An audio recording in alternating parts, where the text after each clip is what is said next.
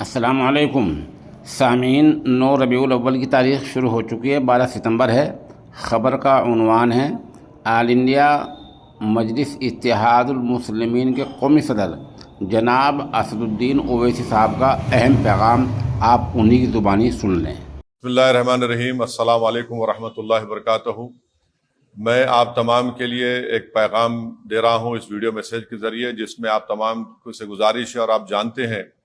کہ نریندر مودی کی حکومت نے ایک ظالمانہ اور ایک غیر دستوری وقف ترمیمی بل کو پارلیمنٹ میں پیش کیا ہے۔ اس کے خلاف اعتراضات دینے کا وقت 15 دن کا دیا گیا ہے،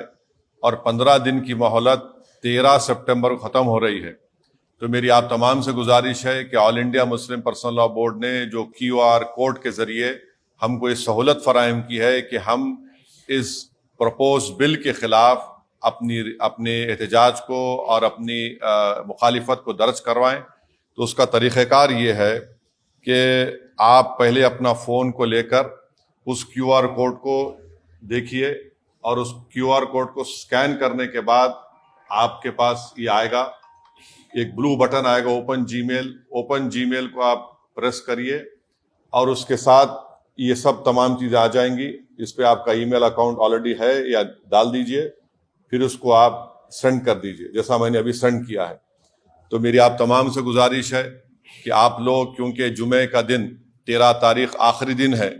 تو میری آپ تمام سے گزارش ہے کہ آپ اس کو استعمال کریں، بلکہ کروڑوں کی تعداد میں اس غلط قانون کو، جو ہماری وقف کی جائیدادوں کو چھیننے کے لیے نریندر مودی نے بنایا، ہماری مسجدوں کو، خانقاہوں کو، قبرستانوں کو، ہماری زراعت کی زمین کو چھیننے کے لیے بنایا، میری آپ تمام سے گزارش ہے،